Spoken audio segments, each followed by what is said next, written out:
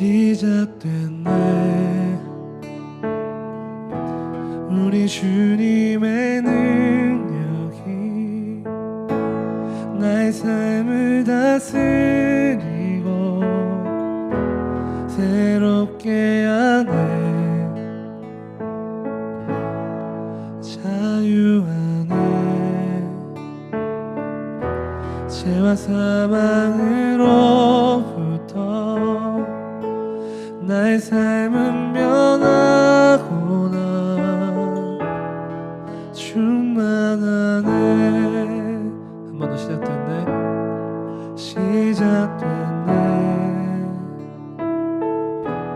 우리 주님의 능력이 나의 삶을 다스리고 새롭게 하네. 자유하네. 죄와 사망으로부터 나의 삶은 변하구나. 충만하네. 은혜로나 주의 은혜 한량없는 주의 은혜. 은혜로나 주의 은혜 변함없는 신실하신 주의 은혜. 다시 찬양합시다. 시작됐네. 시작됐네. 우리 주님의 능력이 나의 삶을 다스리고 새롭게 하네. 자유하네. 죄와 사망으로부터 나의 삶은 변하구나. 충만하네. 우리 한 번 더 시작됐네. 시작됐네. 우리 주님의 능력이 나의 삶을 다스리고 새롭게 하네. 자유하네. 죄와 사망으로부터 나의 삶은 변하구나. 충만하네. 은혜로다 주의 은혜 한량없는 주의 은혜. 은혜로다 주의 은혜 변함없는 신실하신 주의 은혜. 한 번 더. 은혜로다. 은혜로다 주의 은혜 한량없는 주의 은혜. 은혜로다 주의 은혜 변함없는 신실하신 주의 은혜. 다시 한 번 더. 은혜로다.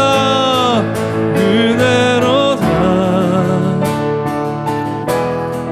주의 은혜 한량없는 주의 은혜.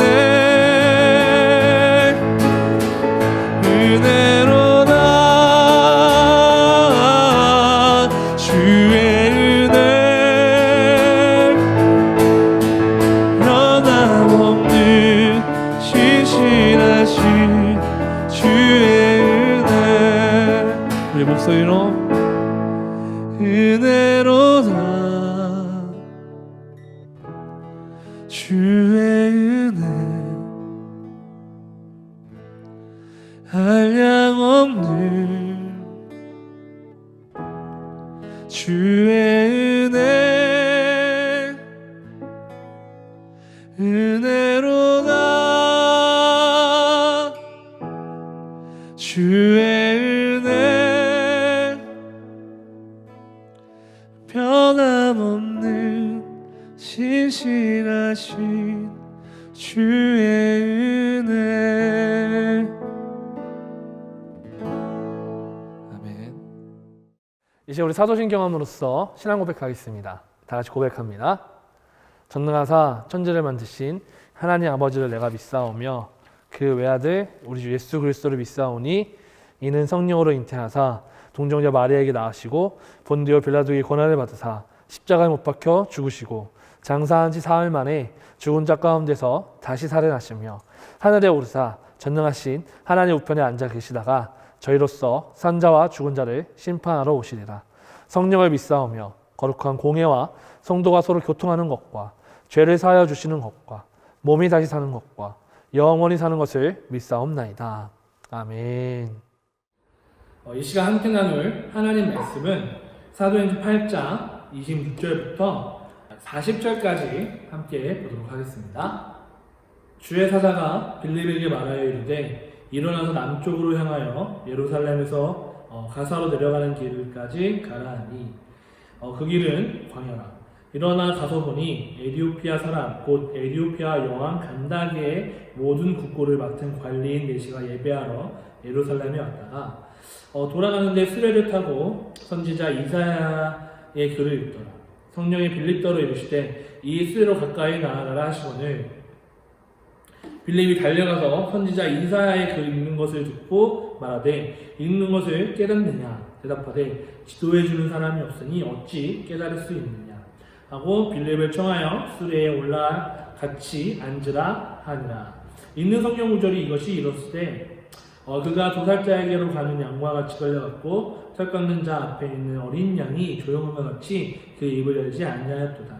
그가 굴욕을 당했을 때 공정한 재판도 받지 못하였느니 누가 그의 세대를 말하리요 그의 생명이 땅에서 빼앗김이로다 하였거늘 그 네시가 빌립에게 말하되 청컨대 내가 묻노니 선지자가 이 말한 것이 누구를 가리키느냐 자기를 가리키느냐 타인을 가리키느냐.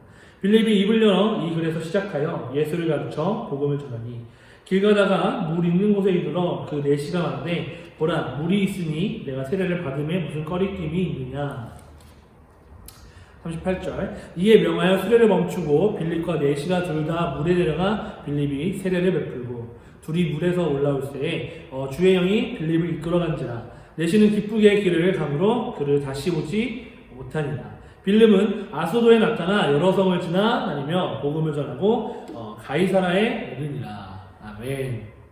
우리 사랑하는 코디임교회 서울중심교회 청소년부 여러분 만나서 반갑습니다. 오늘 설교하기에 앞서서 어느 한 사건에 대해서 같이 나누고자 합니다. 여러분 우리나라의 가장 뼈아픈 전쟁이 무엇인지 아십니까? 바로 6.25 전쟁입니다. 한반도가 남과 북으로 나뉘게 되는 결정적인 전쟁이 되었지요.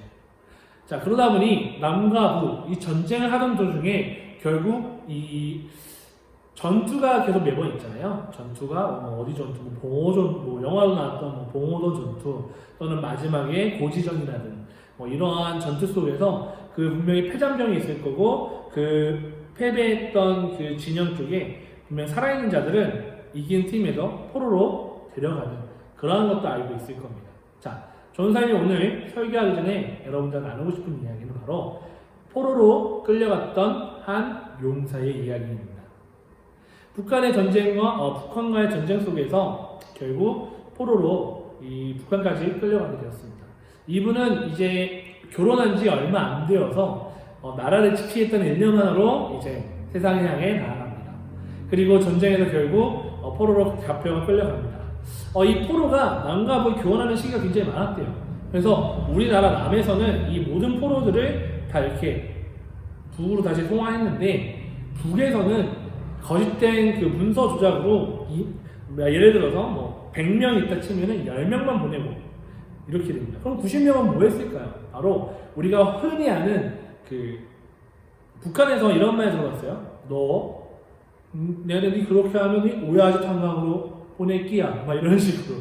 그래서 북한에서 제일 추운, 한반도에서 제일 북쪽 러시아와 가장 가까운 근접한 곳인 바로 그 탄관에서 45년 동안 일을 하게 됩니다.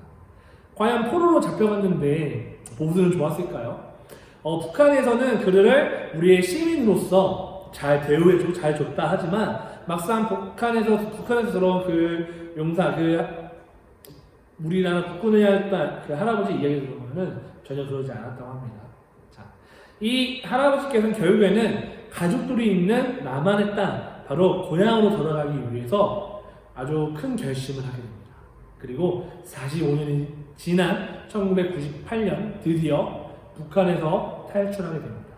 그리고 중국에 도착했는데 거기서도 쉽지 않았어요. 거기서도 굉장히 많은 사람들과의 협박을 받고 너 지금 내가 신고하면 당장 다시 북한으로 끌려갈 수 있어. 나한테 돈을 줘. 이런 식으로 사람들이 협박도 받고 그렇게 했습니다. 겨우겨우 이제 중국 배에 오르기 전에 겨우겨우 이제 한국 대사관과의 연락을 할 수 있게 되었어요. 한국 대사관에서 이렇게 전화를 해서 이렇게 얘기합니다. 나 6.25 전쟁 국군 포로 누구누구요. 그런데 한국 대사관의 대답은 나 누구누구요 이렇게 얘기해서 내가 지금 우리나라 돌아가려고 하는데 어떻게 해야 될지 모르겠어 도와주시오 하니까 한국 대사관에서 어떻게 했냐면은 이미 사망자 명단이 있어서 저희가 도와줄 수 있는 부분이 전혀 없습니다. 그런데 이 영상을 보게 되면 나중에 저는 영상을 공유해 줄게요. 영상을 보게 되면은 굉장히 이런 식으로 얘기해요. 안 돼요. 못 도와줘요. 끊어요. 뚝 하고 끊어요. 얼마나 처참하고 얼마나 참담하겠습니까? 결국 이제 어찌어찌 도움을 청하고 어찌어찌 연락을 받게 돼서 남한에 있는 아들과 연락이 됩니다. 그리고 와이프와 아내분과도 연락을 해서 중국에서 만나서 겨우겨우 다시 한국으로 돌아오는 그러한 사건입니다. 분명 이 용사님께서 만약에 이 간절함, 그냥 여기서 포기하고 이 자리에서 죽어서 살아야겠다 라고 이 마음을 품고 그냥 그 북한에 계속 살았다면 자기가 가족을 다시 만날 수 있을까요? 그의 간절함은 딱 하나였어요. 집으로 돌아가겠다. 전쟁을 나가기 전에 아내와 이런 약속을 했대요. 내가 어떻게든 살아서 돌아오겠다고. 자, 그의 간절함은 결국 긴 시간이 걸렸지만 그 간절한 소망 하나 가지고 겨우겨우 탈출해서 간절함을 이루게 되었습니다. 자, 오늘 이 말씀을 통해서 에티오피아인 네시도 그러한 간절함을 가지고 있었습니다. 과연 그에게 어떠한 간절함이 있었을까요? 우리 다 같이 말씀을 통해서 한번 다 같이 알아보는 시간 갖도록 하겠습니다.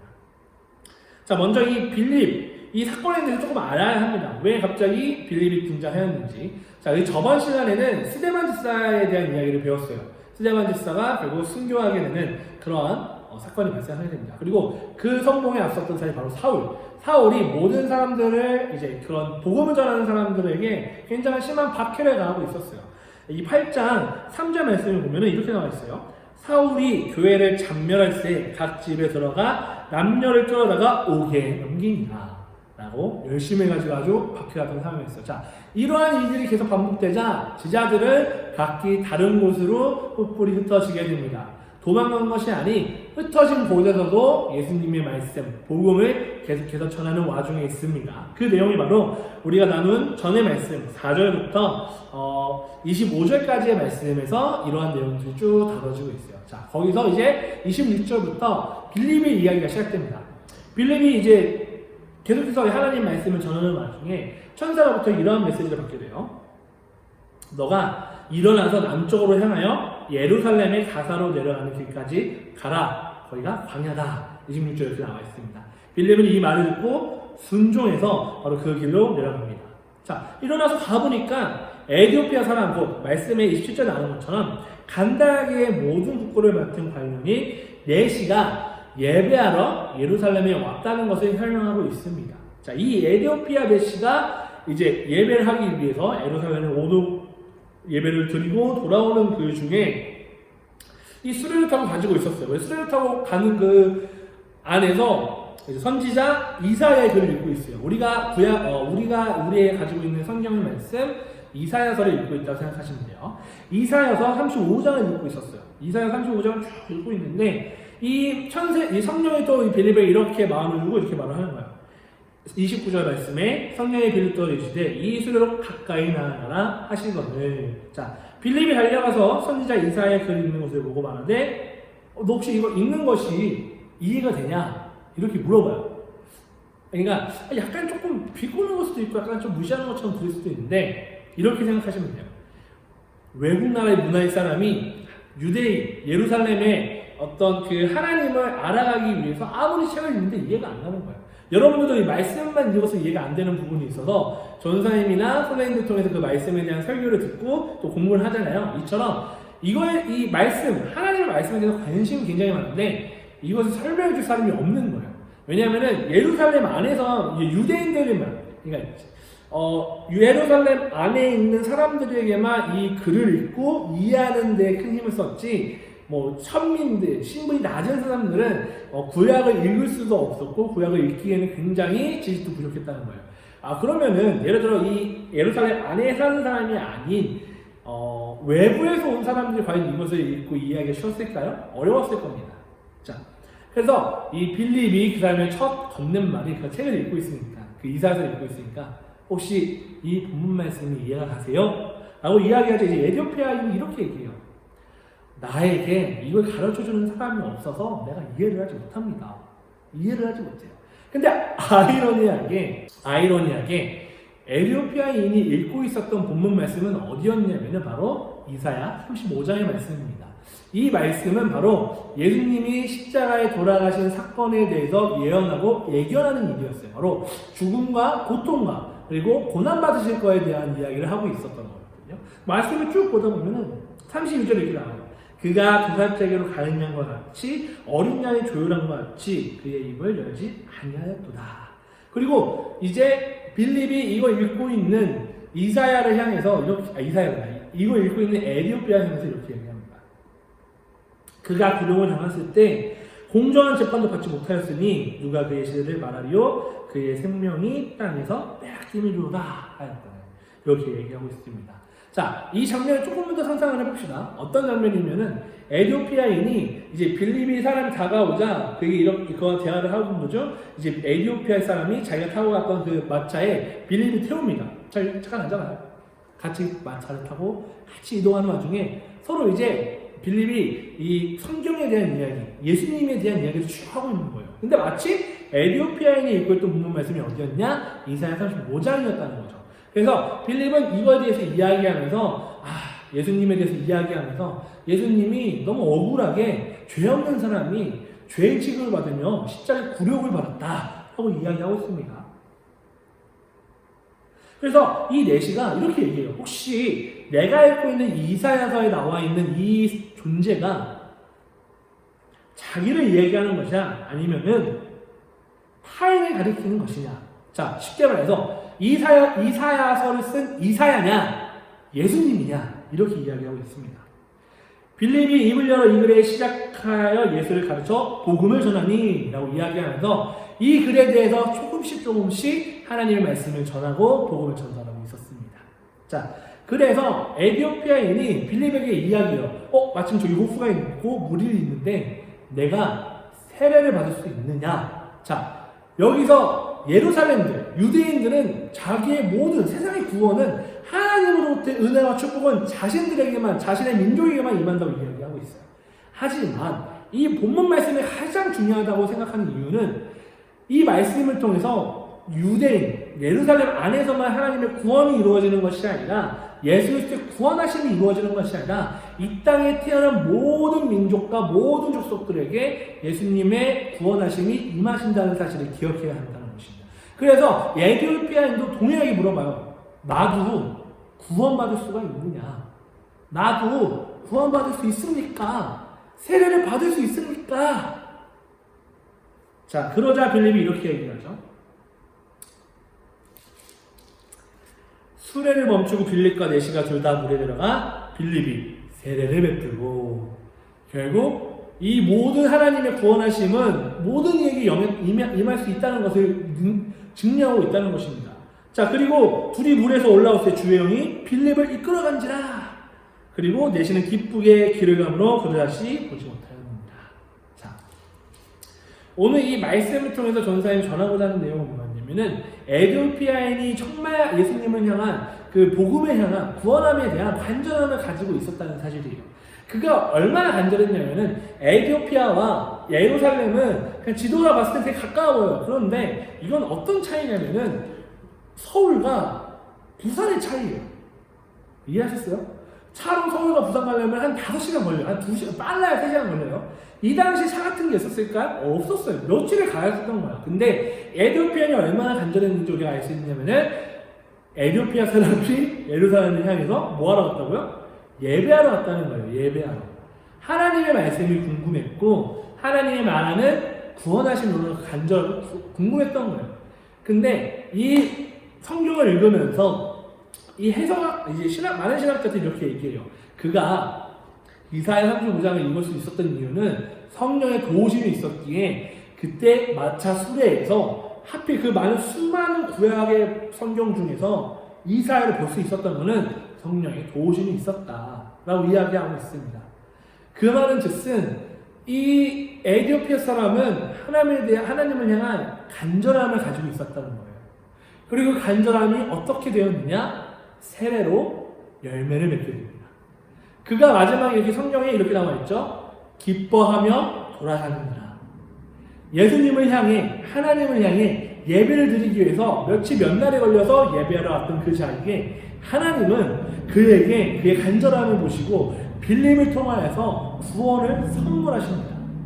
사랑하는 우리 청소년 여러분, 이 간절함이 얼마나 여러분들에게 임하고 있습니까?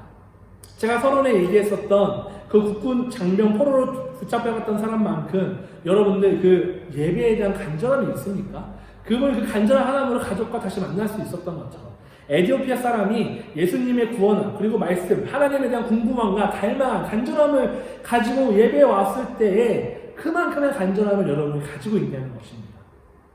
여러분, 그럼 한 번 더 반대로 물어보죠. 여러분, 이 청소년부 예배에 대한 사랑이 있으십니까? 사랑하는 청소년부 여러분, 여러분의 마음에 에디오피아와 같은 궁금함과 간절함이 있기를 소망합니다. 간절함이 하나님을 향해 나아갔을 때 그것은 곧 열매로 맺혀집니다. 여러분 얼마나 하나님 앞에 간절하십니까? 사랑하는 청소년부 여러분, 여러분들이 하나님의 말씀에 귀 기울였으면 좋겠습니다. 하나님의 말씀을 들으려고 노력했으면 좋겠습니다. 에디오피아 이 내시가 하나님의 말씀을 듣고자 예배하러 와서 빌립을 만나는 모든 그 순간의 계획이 다 하나님의 계획하심이 있었다는 것입니다. 여러분들이 간절함을 가지고 교회에 나와 청소년부 예배에 나와 하나님 앞에 예배하고 찬양을 드리며 기도한다면 분명 여러분들이 하나님이 보시기에 가장 필요한 것을 선물해 주실 거라고 전사님은 굳게 믿습니다. 사랑하는 청소년부 여러분, 지금도 여러분들 원하시고 여러분들 기다리는 예수님을 기억하면서 하나님 앞에 늘 예배할 줄 아는 간절함으로 고백할 줄 아는 저와 여러분들을 축원합니다. 기도하고 오늘 말씀을 마무리하도록 하겠습니다. 기도하겠습니다. 사랑이 많으시고 자비로우신 하나님 아버지 감사합니다. 우리는 이 삶을 살아갈 때 너무나 부족하고 또한 이 간절함이 없어서 매번 무너지고 포기하는 그런 순간이 많습니다. 삶에서 하나님 간절함을 가지고 더욱더 노력할 줄 알고 포기하지 않는 신앙을 꿈꿀 수 있는 저와 우리 학생부 여러분, 청소년부 여러분 모두가 될 수 있도록 주님 함께 하시고 우리 인도해 주시옵소서. 감사합니다. 우리 주 예수님 이름으로 기도드립니다. 아멘.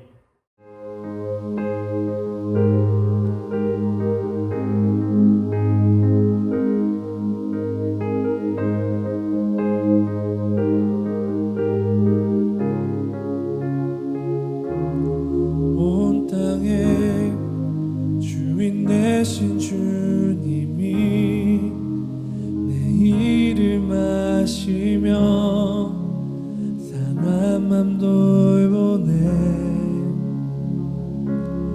어둠을 밝히시는 새벽별 방황하는 내 맘 주의 길 비추시네. 나로 인함이 아닌 주가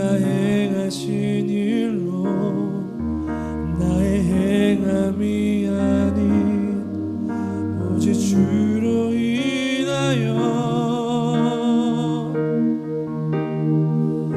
나는 오늘 피었다 지는 이름 없는 꽃과 같네. 바다에 있는 파도 안개와 같지만 주는 나를 붙드시고 부르짖음 들으시며 날 위하다 하시네. 주님은 나의 죄를 보시고 사랑의 눈으로 날 일으키시네.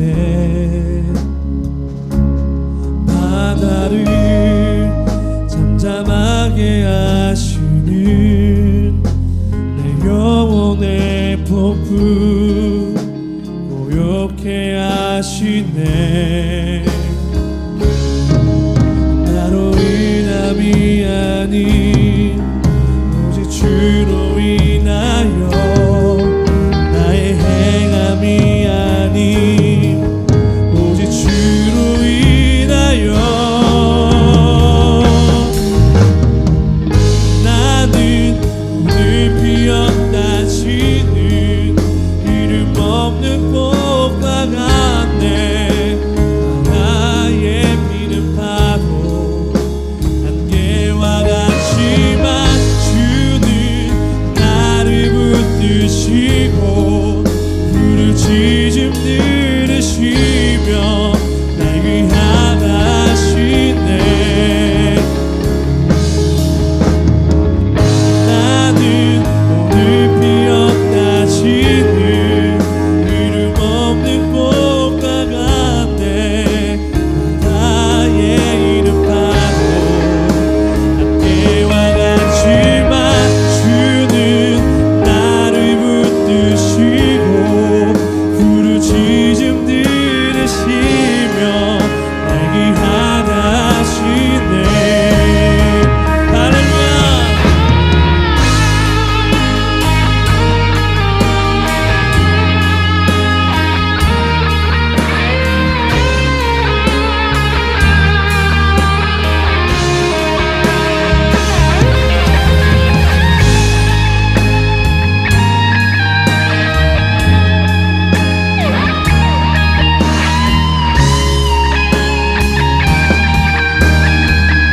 다 같이 고백합시다. 나는 오늘 피었다 지는 이름 없는 꽃과 같네. 바다에 있는 파도 안개와 같지만 주는 나를 붙드시며 부르짖음 들으시며 날 위하다 하시네. 다시 한번 나는 오늘 피었다 지는 이름 없는 꽃과 같네. 바다에 있는 파도 안개와 같지만 주는 나를 붙드시고 부르짖음 들으시며 날 위하다 하시네. 나 오직 주의 것 나 오직 주의 것 나 오직 주의 것 나 오직 주의 것.